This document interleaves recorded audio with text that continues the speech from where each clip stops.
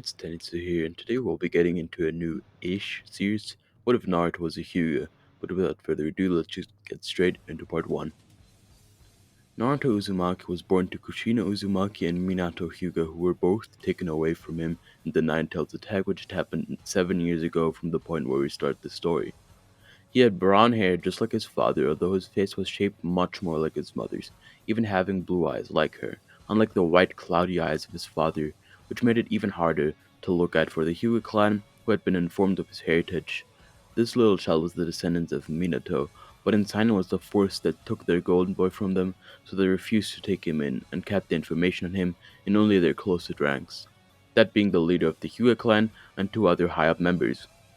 Naruto himself never knew of his heritage, seeing his brown hair as just another physical trait of his, and moved on with his life, although he did see that most Hyuga members were especially cold to him for, in his eyes, no particular reason at all.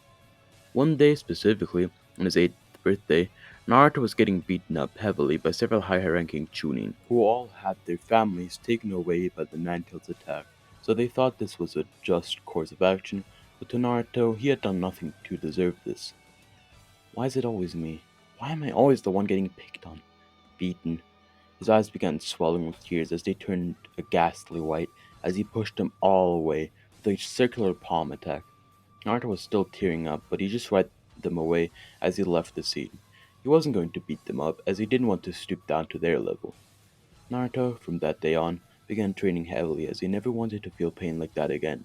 He even went to the Leaf's library to read up on the ocular powers of the village, as he knew that something was different that day, the day when he was attacked.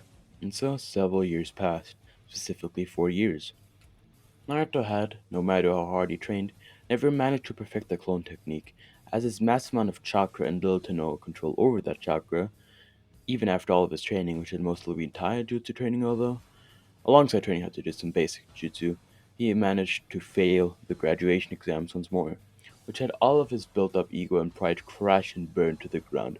But, to his relief, there was someone who managed to get his hope up once more. Hey, Naruto, the voice behind him spoke.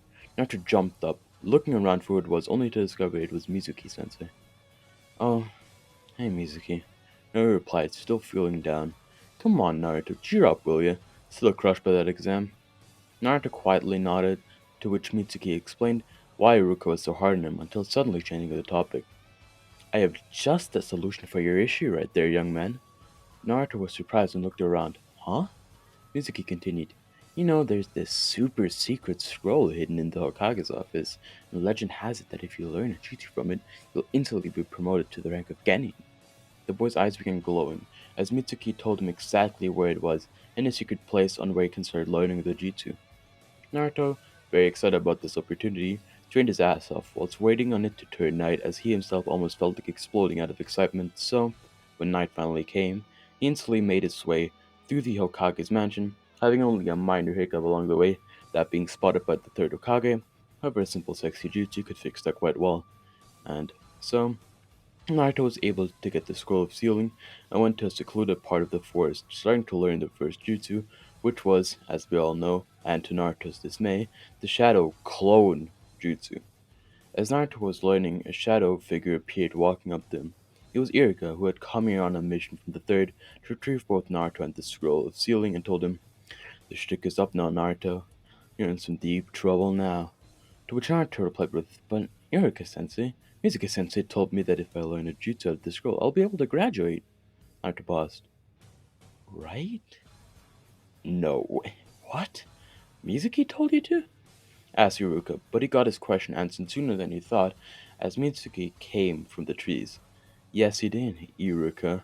He spat at Iruka with contempt until moving on to Naruto. Come on, Naruto. Give me that scroll. No!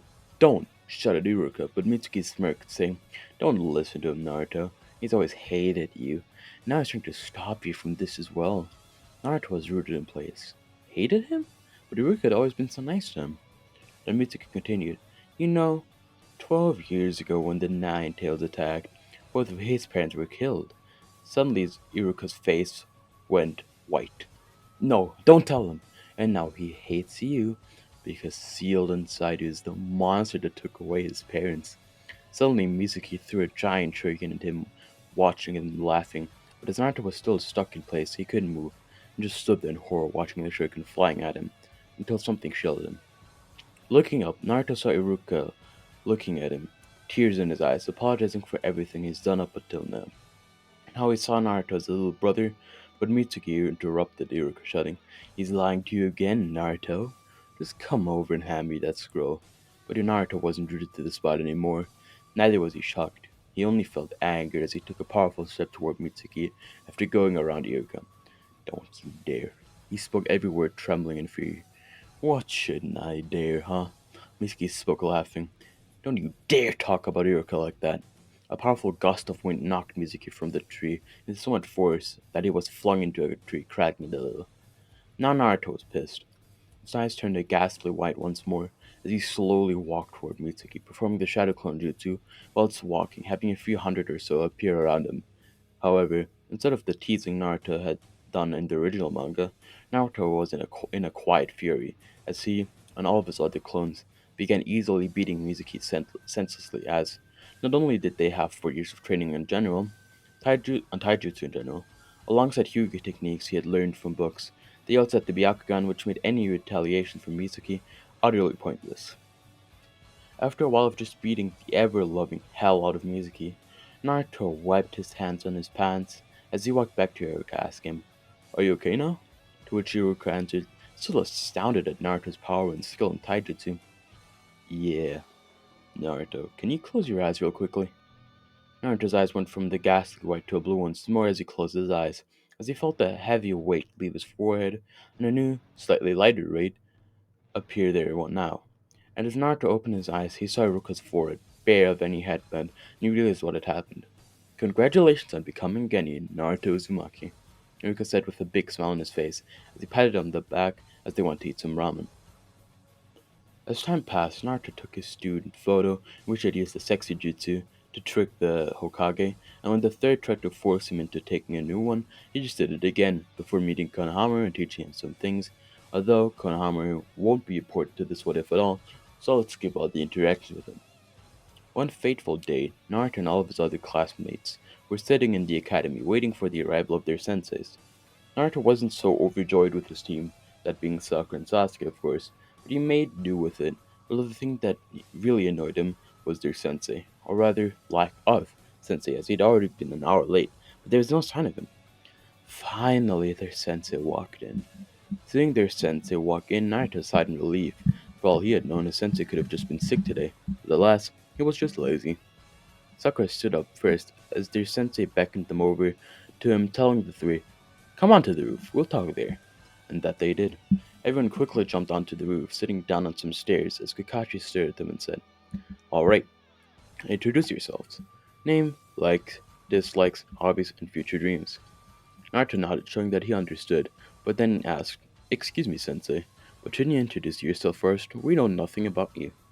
Kakashi looked up at the sky, then, after being quiet for around 3 seconds, nodded and said, "I am Kakashi Hatake. I didn't feel like telling you my likes or dislikes, and I've never really thought about my future dream either. My hobbies? I have many." Sakura looked a tad annoyed. The only thing they had learned from that was his name, but they moved on as Kakashi said, "Okay, who wants to go next?" Sakura's hand shot into the air.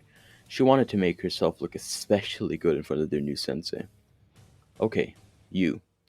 I pointed at Sakura, who quickly sat up, straight, and responded, "I am Sakura Haruna.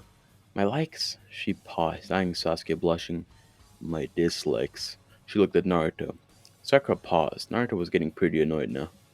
"And my goals? To marry someone?" Her face was now completely flushed, and Naruto looked like he never wanted to punch a woman this bad. But looking at Sasuke, he was rather unimpressed. "Alright, next one is you." Kakashi pointed at Sasuke, making him jump a little, as he tried to make himself as unchoosable as possible, but he cleared his throat and spoke.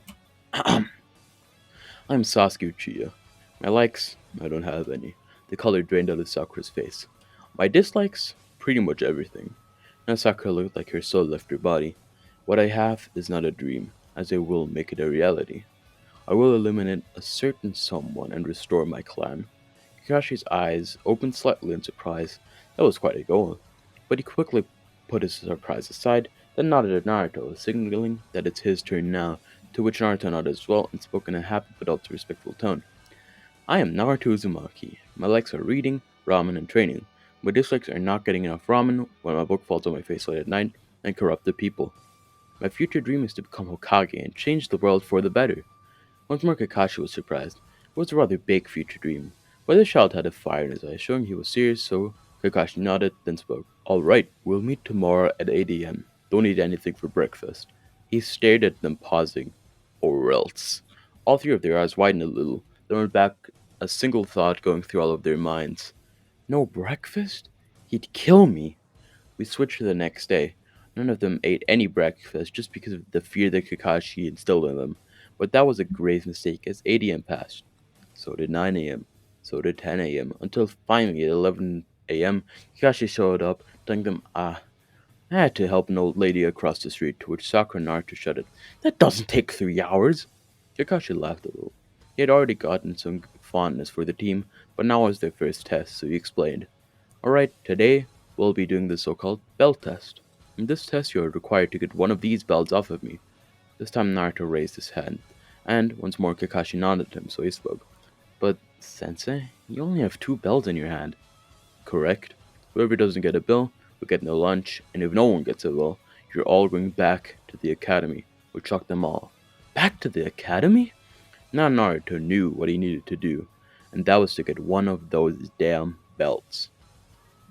Now I hope you enjoyed this part. If you did, be sure to subscribe and join the Discord. Without further ado, this was your boy Tenitzu, and I am